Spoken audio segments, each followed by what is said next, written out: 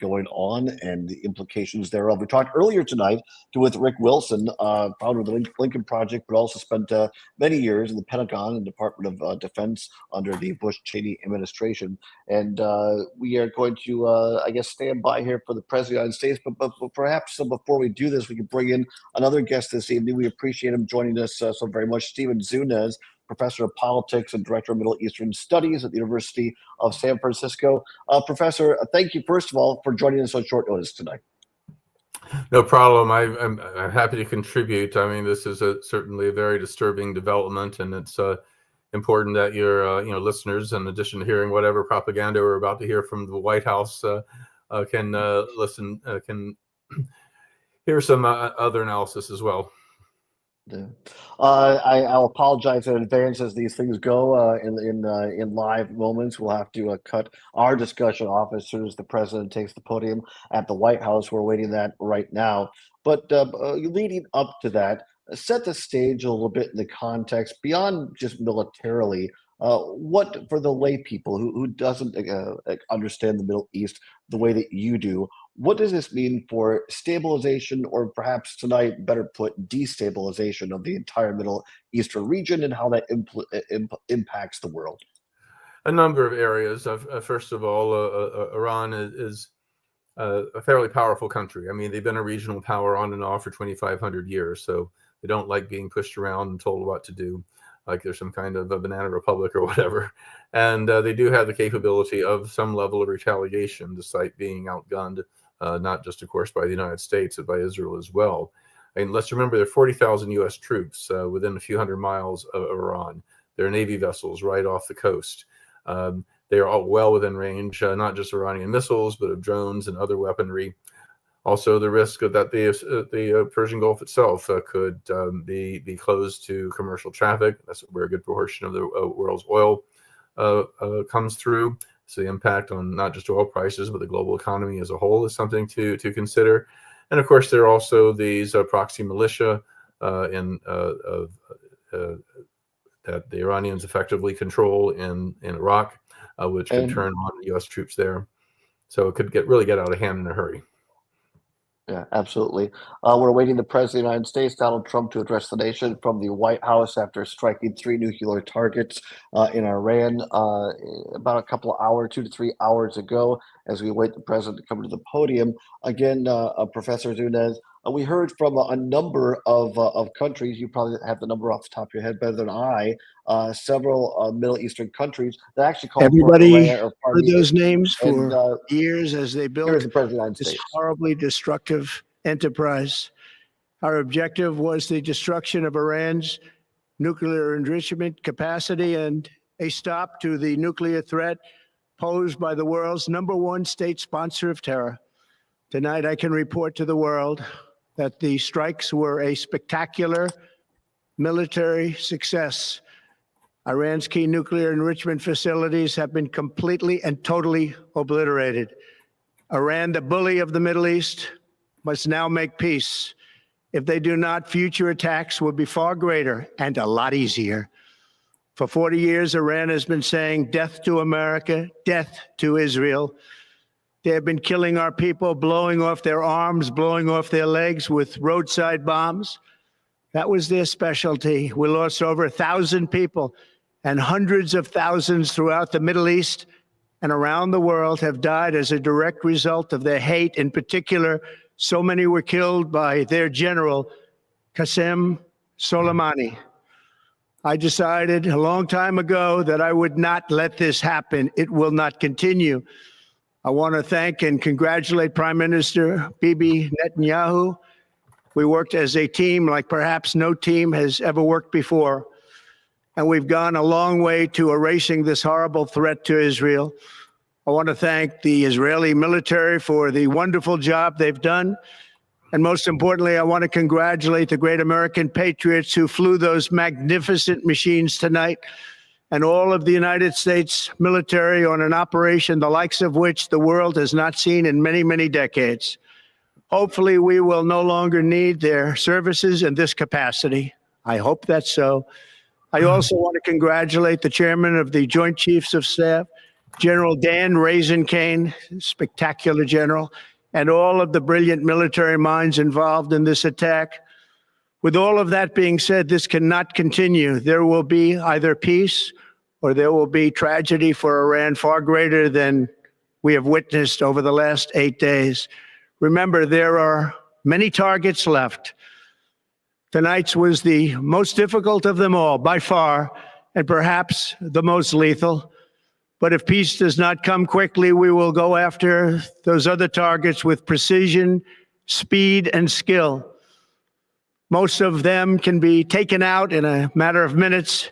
There's no military in the world that could have done what we did tonight, not even close. There has never been a military that could do what took place just a little while ago. Tomorrow, General Kane, Secretary of Defense, Pete Hegseth will have a press conference at 8 a.m. at the Pentagon. And I want to just thank everybody, and in particular, God. I want to just say we love you, God, and we love our great military. Protect them. God bless the Middle East. God bless Israel, and God bless America. Thank you very much. Thank you.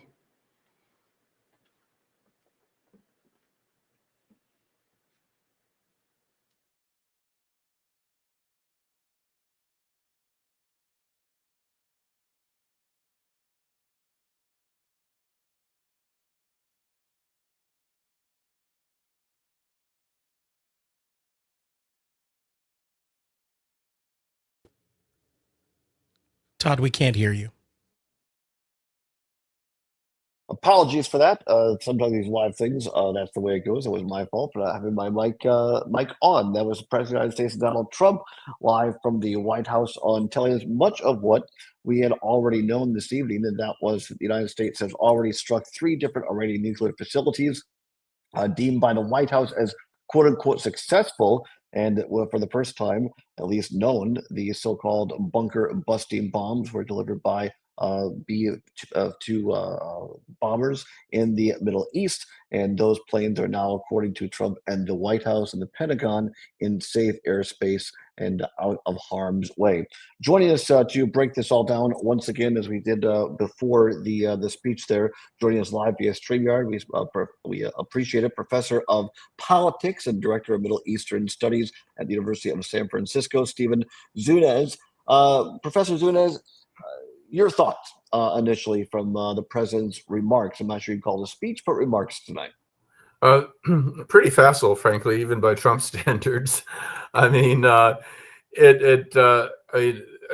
one can jump to, of course, to the falsehoods that Iran was somehow responsible for 1,000 Americans being killed in Iraq. The vast majority of American casualties were from these Ba'athist and Sunni and other militia that were actually opposed by Iran.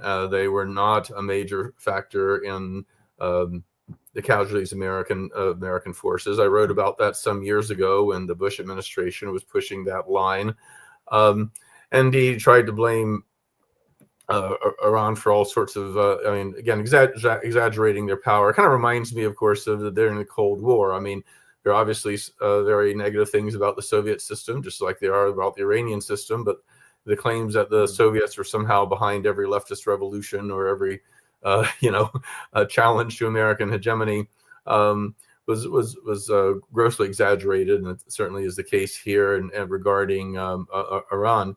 But what was most disturbing about what he said to me was he said that we're giving them the opportunity of peace, that is, surrender effectively, that is to not respond to this unprovoked attack.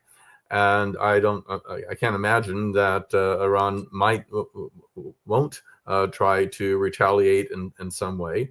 And assuming they do, whether it be against American ships in the Gulf or American forces and bases in Iraq, or missile attacks on American soldiers in Bahrain, Qatar, United Arab Emirates. I mean, we got troops all over the place there. Right. Obviously, he's making it very clear that we will respond to those. Now, this is not going to be like Iraq in terms of U.S. forces, being bogged down in a bloody counterinsurgency war. But this is not boom, boom, boom, we're done. like he's implying here. This could be the beginning of a protracted conflict, and there will be American casualties, and there will be a grossly disproportionate Iranian casualties, the majority of whom, as with the Israeli attacks, are likely to be civilians. Professor Zunez, give us a sense. Not all of us, of course, are experts, and I would say probably a few Wisconsinites are in this part of the world in the Middle East. In your role as Director of Middle Eastern Studies at the University of San Francisco, help the layperson in Wisconsin, if you can, understand geographically about these targets, why they're strategic that the United States hit tonight, and why these people that might be places like Saudi Arabia, who are generally considered an ally of the United States, joined in a very pointed letter against what happened earlier tonight. Of course, I mean, virtually all our allies came out against the U.S. invasion of Iraq. That didn't stop us. They've come out against the unconditional support for Israel's ongoing slaughter in Gaza. That hasn't stopped us there either. We don't frankly care what they think. And this is really what this is about, frankly. It's about hegemony in the region. It's not about the nuclear program. If we wanted to get rid of the nuclear program, we would have pulled out of the Iranian nuclear deal. This is about exerting U.S. hegemony. It's basically saying what as the first President Bush said after the Gulf War, the lesson is what we say goes. And, for a country that's had a 2,500 year history of being a major regional power, they don't like being pushed around like that. This is not going to make them more rational. This is even opponents of the regime are already speaking out against the U.S.-backed Israeli war against them. And I imagine even in stronger now. So if the goal is regime change, it certainly set that back because, people tend to rally around the flag when they're being bombed. So I think there's going to we may very likely see the beginnings of a protracted conflict. Now, these three sites, they're in the heart of the country. Some of them are near major population centers. So there's a concern of what if these cause some kind of radiation leaks. I mean, this would be this could be the equivalent of a core meltdown of a nuclear power plant. And we've seen the damage that could do in places like Chernobyl and Fukushima.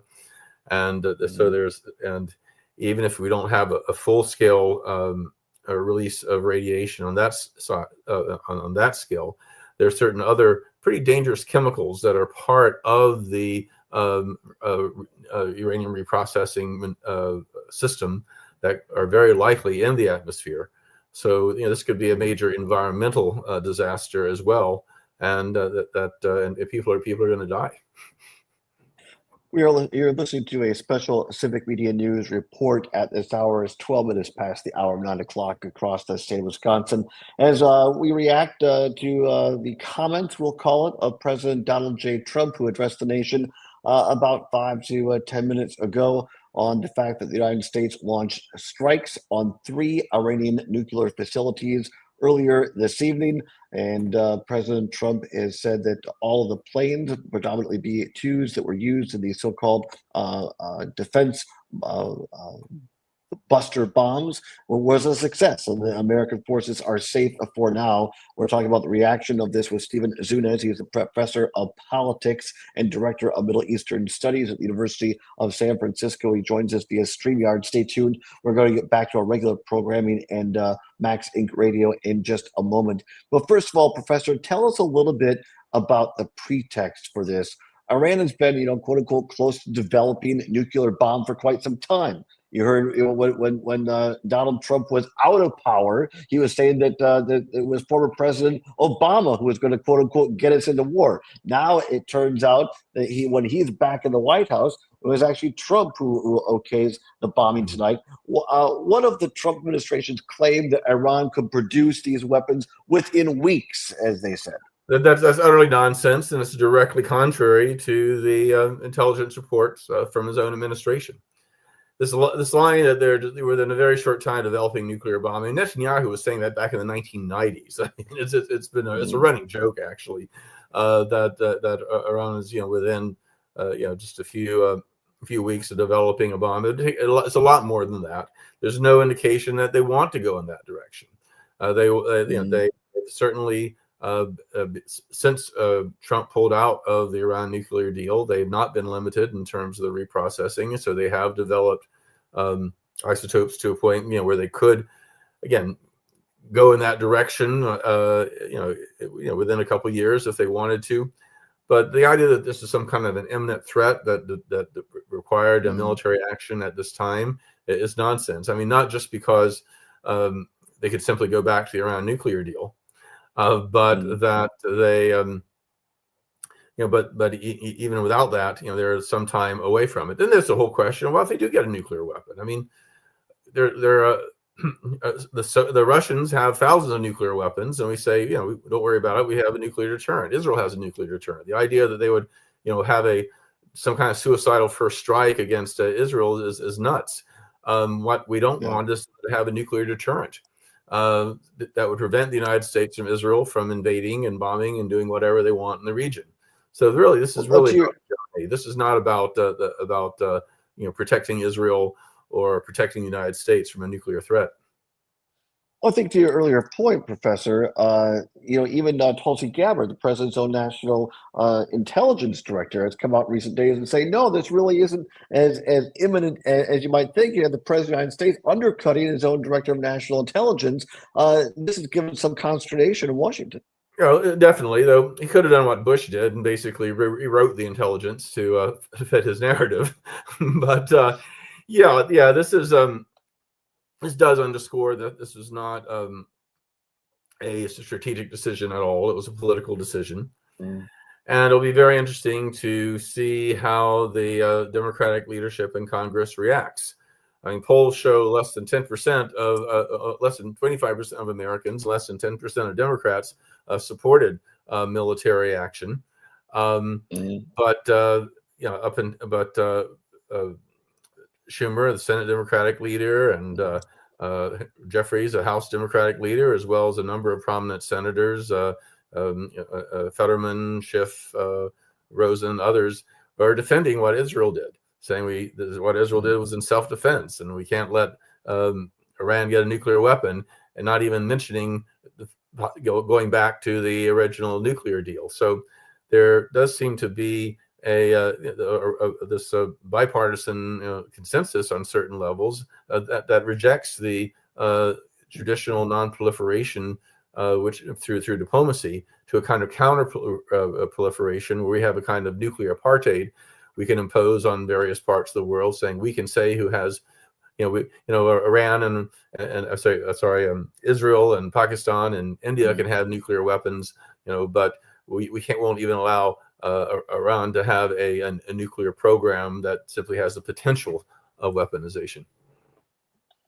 Stephen Zunez, professor of politics and director of Middle Eastern Studies at the University of San Francisco. Just a couple of minutes, we have to wrap this up, but very quickly, if we can, I want to get your perspective on two things. Already, AOC saying tonight, quote unquote, is absolutely and clearly grounds for impeachment, unquote, of Trump tonight. You mentioned this earlier. You have people like the Democratic leader of the House, Hakeem Jeffries, seemingly tangentially sanctioning what Trump did earlier tonight with these Iranian strikes. And you have the progressive left calling this out and saying this is grounds for impeachment. That's the first part of it. Secondly, I know you don't have a crystal ball, but what should Americans, what should Wisconsinites be looking for, watching for in the next 12 to 24 hours? Well, domestically, again, we'll see what the reaction is from Congress. And of course, there are Republican opponents as well, because remember, Trump got the nomination in 2016 and defeated Hillary Clinton that same year on the grounds that he opposed wars like Iraq that his Republican opponents and his Democratic opponent supported. And indeed, even during his campaign this past fall, he said the Democrats are the party of endless Middle Eastern wars. I'm the candidate for peace. And that was a key factor in getting white working class voters in Wisconsin, in Michigan, in Ohio, in the northern swing states, to switch from the Democratic Party to the Republican Party, because it was their sons and daughters who were fighting and dying in these wars. So there's going to no doubt be some pushbacks within the MAGA crowd to some degree. At the same time, they are notorious for rallying around Trump, whatever he does. So it probably won't be a huge backlash, but there'll certainly be room for debate. So it'll be interesting to see how things are transpire in Washington. But the bigger question, what's going to happen in the Middle East, again, will be depending on the extent of the and effectiveness of the Iranian retaliation, how many Americans are killed, how Trump will respond. And because I think really the pro-war versus anti-war debate, unfortunately, is not going to come down to, what's legal or what's strategic, what's rational, but it simply comes down to American casualties. And so I think that will be and how long a war goes on. So I think that is really the big question right now. We're hearing already tonight that the Democrats in the House and the Senate on the Intelligence Committee in particular saying they were not briefed before the attacks tonight, per sources being reported. Professor Zunez, anything I have not asked you tonight you think is critical in the situation right now for our listeners across Wisconsin? I think one thing to emphasize is this was not done on behalf of Israel. I mean, obviously, Israel and its supporters here in the United States are important allies for the United States in its regional policies. But the United States has been going after Iran for many, many years, simply because it goes back to the whole the Bush administration's national security strategy in 2002, where very clear we would not allow for the emergence of any regional rival that would get in the way of our prerogatives in important strategic areas like the Middle East. I really think this confrontation would have happened, regardless of Netanyahu, regardless of AIPAC. This is really first and foremost about hegemony. I mean, just think about how obsessed we've been with Cuba all these decades, and with Nicaragua under the Sandinistas in the 80s. I mean, these are very small, poor countries, but they did not accept American hegemony, and that's what made them the enemy. And similarly, that's what Iran. This is a situation with Iran against a horrible regime. I've been an outspoken critic of it. I've worked closely with these brave dissidents who have been challenging it, and people who've been died and tortured and exiled and everything. But so there's no excuses for the regime. But given some of the regimes we support in that part of the world, the Saudis, the Egyptians, the Moroccans, the Emiratis, et cetera, this is certainly not about human rights or anything like that either. This is an assertion of empire and effect. And we've seen when we've done that before, the consequences have been pretty awful. Stephen Zunez, professor of politics and director of Middle Eastern Studies at the University of San Francisco. We thank you for your time tonight, Professor. Thanks so much for joining us. Stay safe, and we'll hope to have you back soon. My pleasure. Stephen Zunez joining us live via StreamYard at the University of San Francisco. Again, to recap tonight, the United States has launched strikes on 3 Iranian nuclear facilities. President Trump said earlier tonight, we have completed a very successful attack on the 3 nuclear sites in Iran, including the 3 locations being named there. On his Truth Social tonight, according to the president, quote, all planes are now outside of Iran airspace. A full payload of bombs was dropped on the primary site, Fordo. All planes are safely on their way home.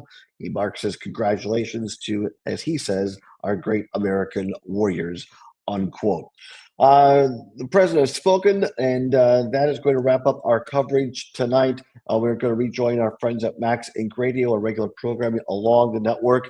But keep it here. This is going to be fluid as we anticipate the next 12 to 24 hours. Civic Media News, along with our partners at ABC and CBS, will be here to keep you informed as the evening goes along. For now, for Civic Media News, for all of our colleagues along the way, including all the people that help make this possible, we appreciate the broadcast, and stay with us. You're listening to the Civic Media Radio Network.